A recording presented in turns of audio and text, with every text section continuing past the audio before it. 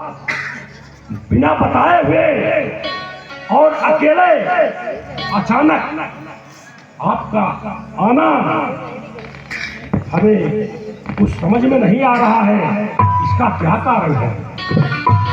कोई चिंता की कारण नहीं है गुरुदेव। मैं कुछ आपके पास सुझाव मांगने आया हूँ, आपसे विचार विमर्श करने आया हूँ। जो उचित विचार हो वो मुझे आप बताइए। मैं आपसे पुत्र राम के बारे में सिर से अब प्रेत जवानी का ये सूखता जाता है, यह अपना खेत जवानी का।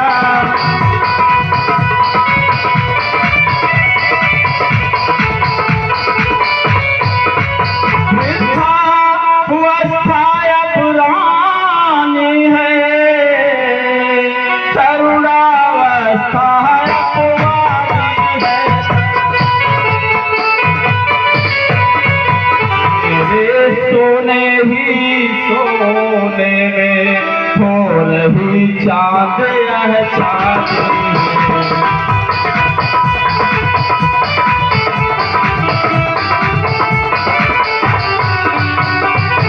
हे गुरुदेव, जब ब्रह्मचर्य को पूर्ण किया तो रहा गृह के संयम में।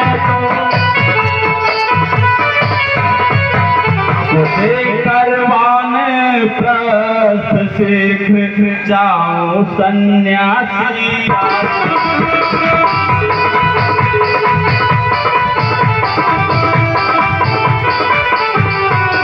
पिछले पुरखों के समान गुरु मुझे तपोवन जाने दो। गया राज्य के योग्य राम, अब उसको राज।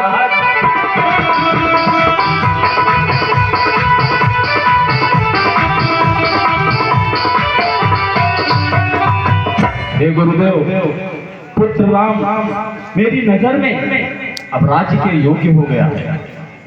इसीलिए यह प्रस्ताव लेकर मैं आपके पास आया हूँ, क्योंकि सबसे पहले गुरु का आज्ञा लेना उचित है, राजा का धर्म है।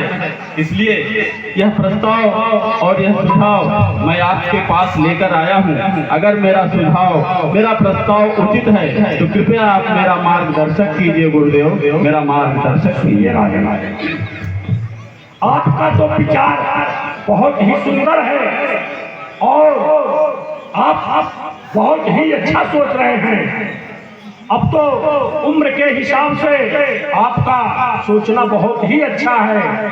लेकिन सुनिए राजन, पुत्रों पर डाले राजभार है राजाओं का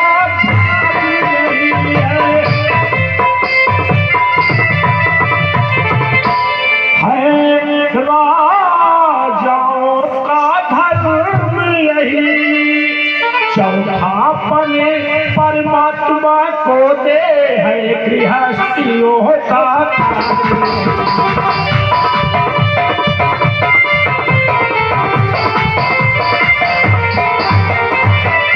हे राजन, आपका सुझाव और आपका विचार सब ठीक है, लेकिन आपके मैं एक विचार से सहमत नहीं हूँ। वह कौन सा है गुरुदेव? राजन, अपने गृहस्थ आश्रम में रहते हुए अपने परिवार के बीच में अपने मकान को मंदिर समझ करके आप अपने घर अगर वही तपस्या करें तो एक घर की आधी घड़ी आधी में पुनियाद और तुलसी संगत साधु की कटे कोटि अपराध। हे राजन, आप युवराज बना दीजिए राम को, और आप अपने पिछले पुरखों की तरह। ऐसा ही करूंगा, लेकिन यह विचार विमर्श, यह प्रस्ताव एक बार मैं सोचता हूँ अयोध्या के प्रजाओं में भी प्रस्ताव रख दूं, देखूं उनकी क्या इच्छा है। हाँ राजन, ठीक है, एक बार प्रजा की सलाह तो लेना बहुत ही जरूरी है। ठीक है गुरुदेव, तो कल ही प्रजाओं को बुलाकर मैं प्रस्ताव उनके सामने पेश करता हूँ। ठीक है राजन, प्रणाम गुरुदेव। कल्याण हो।